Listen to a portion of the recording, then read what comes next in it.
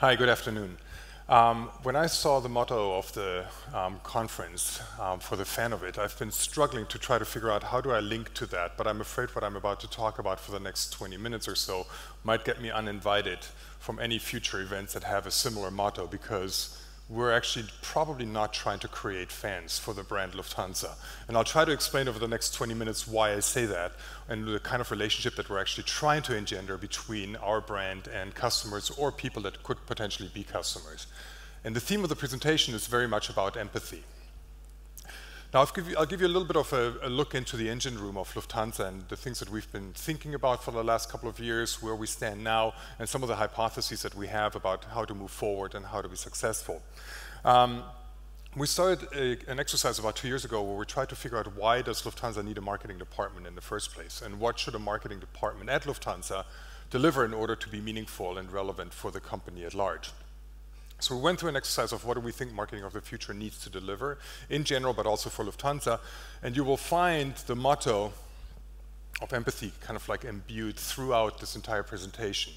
And when we think about what it is that we want to do, it is probably on 3 axes. We want to inspire people to travel more, we want people to purchase more trips from us, and we want to eradicate all the friction that exists in the travel chain currently.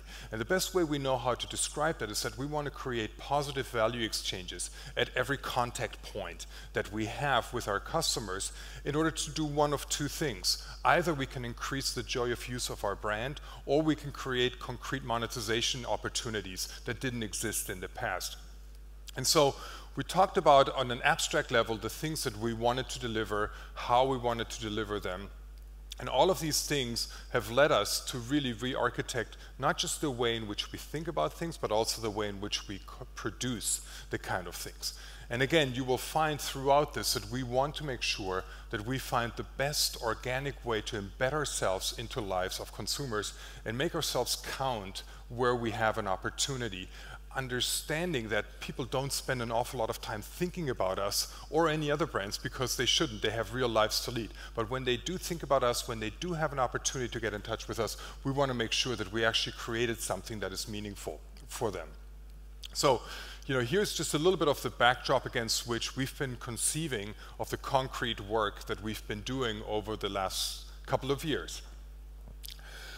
Digitalization has obviously played a massive role for us in that process. And digitalization, I think, was a process that we had to kind of like internalize on multiple levels. I think it first came with this promise of this brand new world. All of a sudden, we're going to be personalizing things. We're going to be able to extract totally new ways of creating value for customers, until we start to realize that digitalization probably has 2 levels.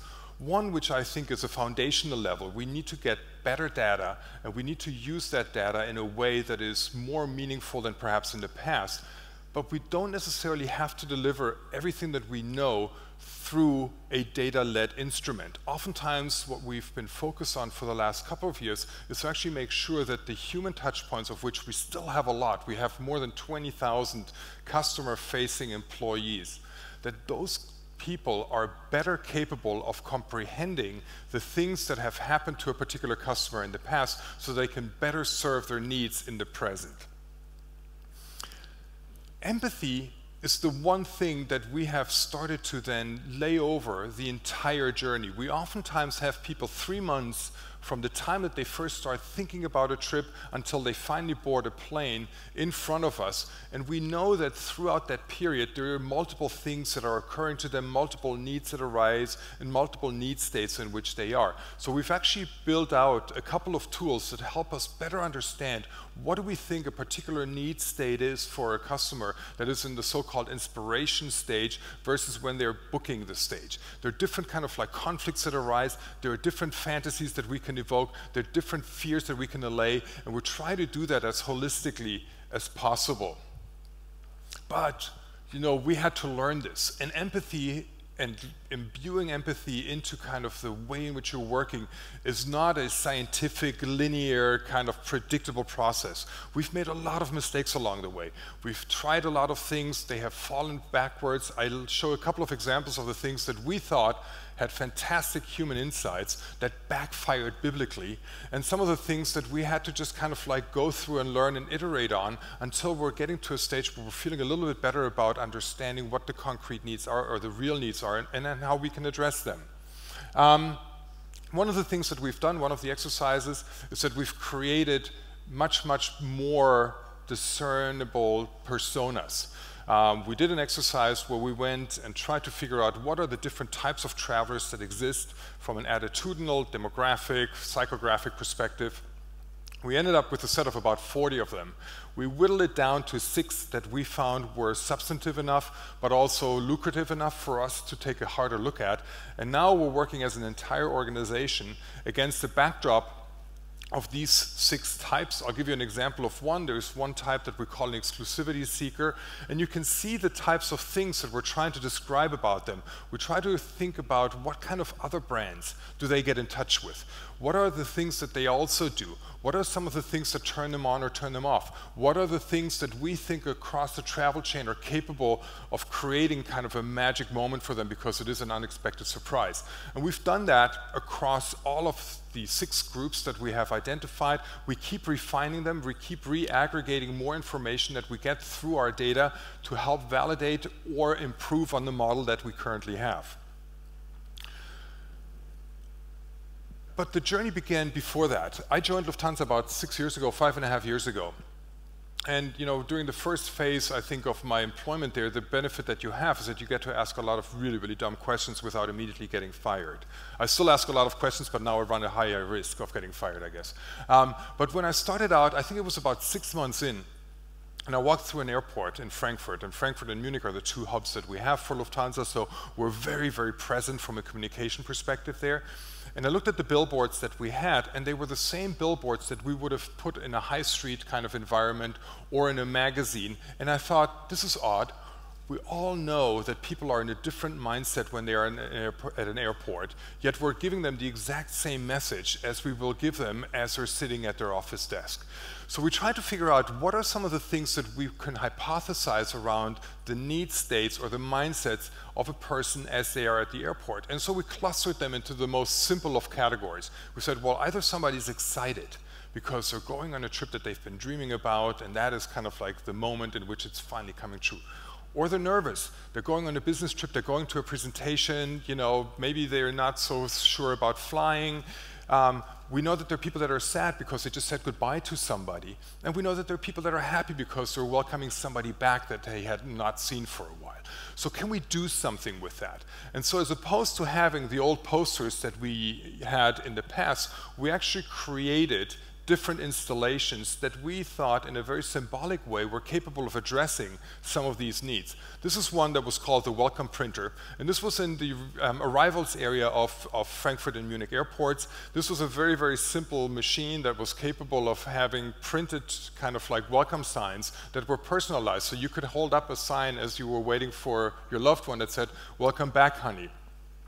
Well, it turned out that as simple as and as trite as that might have seemed, we ran out of paper about 2 times a day on that welcome printer.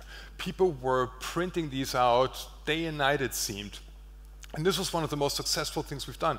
We also did a couple of other things where we actually put tissue dispensers in front of the security lane for the people that just said goodbye to somebody else. So we tried to kind of like figure out, are there ways in which we can tell people we know that there are things that you're going through that are sometimes led with friction and that can be complex and overbearing.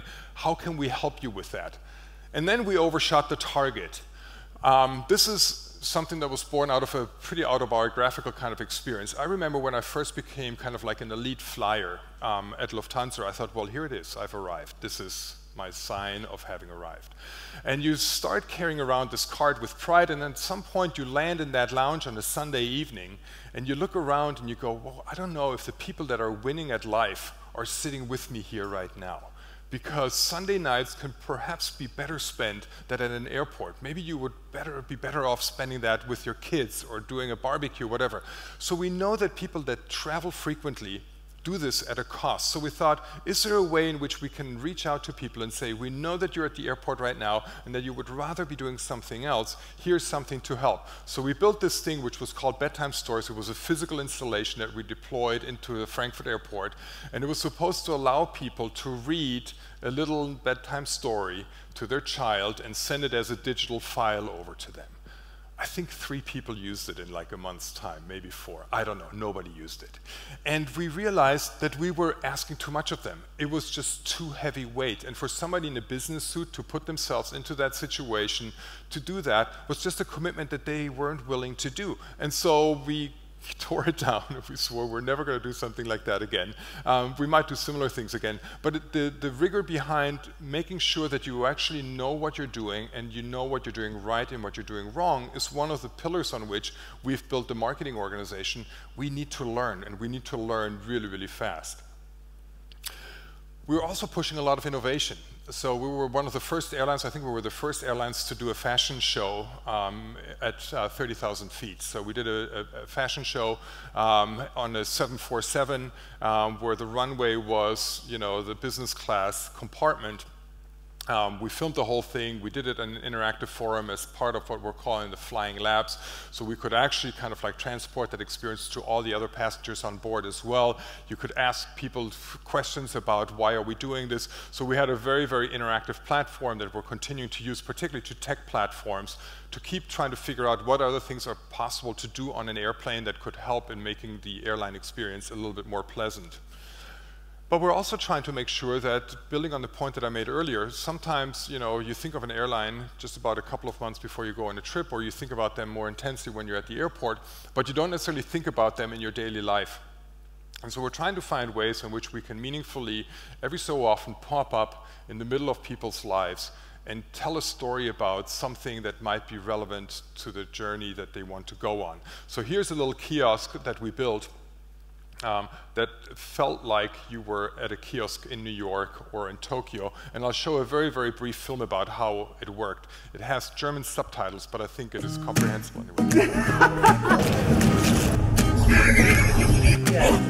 Ich komm gar nicht mehr klar.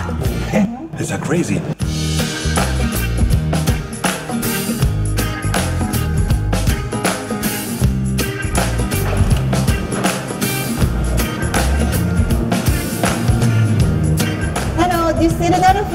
Welcome to Miami. Hello， 你好嘛？我喺香港嚟㗎。 Welcome to New York.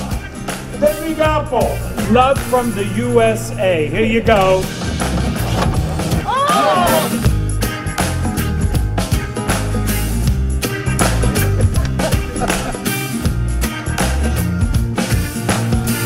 I'm like the genie from Aladdin, you know?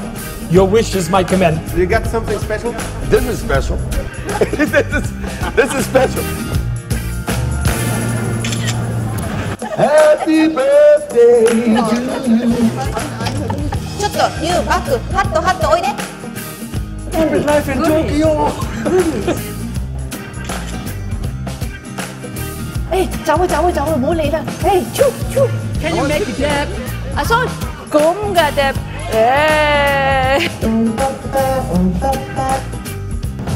ほらそれ投げるよほら。 Bye bye. Goodbye, Dusseldorf.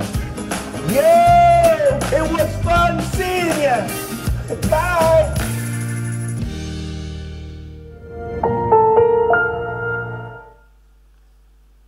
So that was just a small example of how we were trying to create inspiration in people's kind of like urban experiences so we could actually meet them on a Saturday morning where they already were.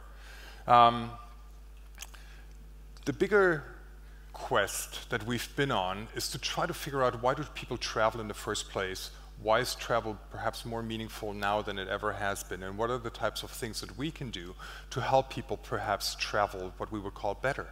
And one of the things that, you know, as an observation started, I came from Facebook before, so I'm part of the digital world. I'm not demonizing it, but you know, there's a lot of stuff that happens as part of the digital interactions that we participate in that makes our relationships perhaps sometimes a little bit more fleeting, some of our experiences perhaps a little bit more superficial. There's a study that has demonstrated that an increased use in WhatsApp or WeChat would probably do the same thing, actually decreases levels of empathy in people. And that's pretty intuitive, because in the past when somebody called you up and said, I'm not feeling well, and you were already on the phone with them, you had to engage with them and you gave them the feeling that you were participating in what they were going through.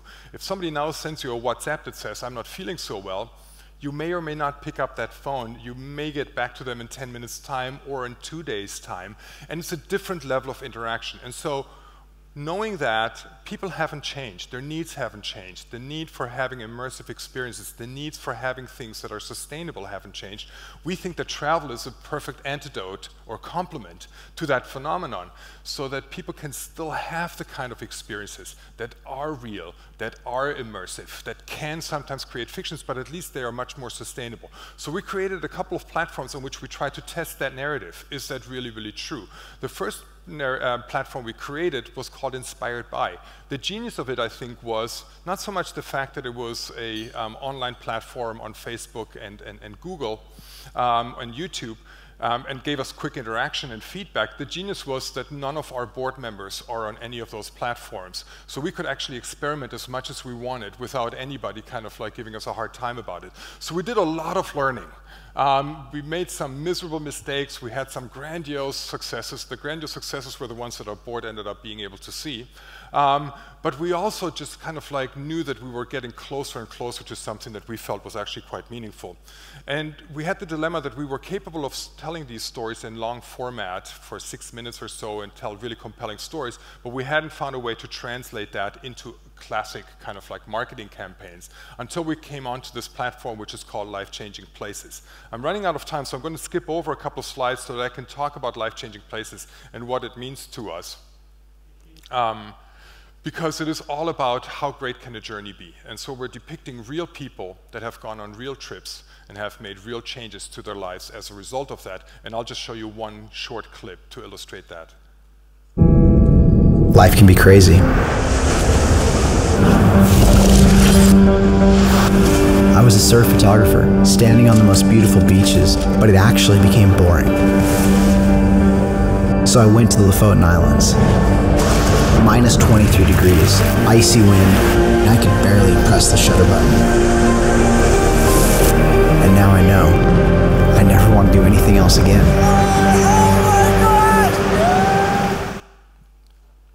This is a very short version of one of a set of 3 films that we have so far. We're building 2 new ones. These are all about what we call the transformative power of travel. Now, some of you might know, we actually rebranded the brand Lufthansa beginning of the year for the first time in 30 years. And the thing that led us to do is to try to reinterrogate, what is it that we're all about? Why is Lufthansa the brand that we think is meaningful? What makes people get up in the morning and join Lufthansa? And so we wanted to go back and define what is our purpose.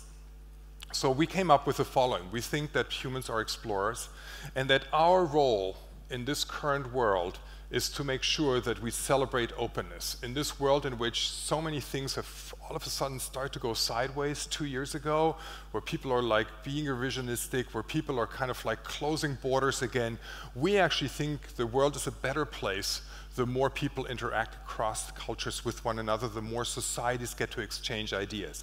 So we came up with this new mantra for ourselves, which is about living empathy internally and making it tangible externally. And the new claim that we have is say yes to the world. So we want to be very, very full-throated, very, very explicit about the fact that we think that the world is so much better off when people embrace it. And I'll show you a couple of pieces of work that demonstrate that. Hi. Nice to meet you. Warum liebe ich die Welt? Schwierige Frage. So kuscheln. Na, nicht jetzt so weit. Weil sie einfach so wunderschön ist. Because it has such people in it. I think that's a Shakespeare quote. If we had to go somewhere together, where would we go? 我想去美国玩。 Buenos Aires per Capodanno. Dai. Überall. When you get to travel other places, it allows you to kind of maybe open up your perspective. 我们希望这个世界是一个大家庭。 I think it's important for people to realize that we're not alone, and we're all part of something, unique right down to the core, and the world will show you that.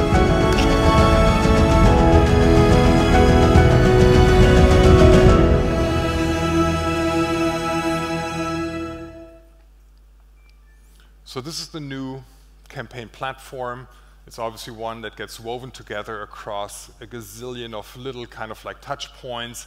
But the interesting thing was, once we found our purpose, it made everything else better. It made our newsletters work better.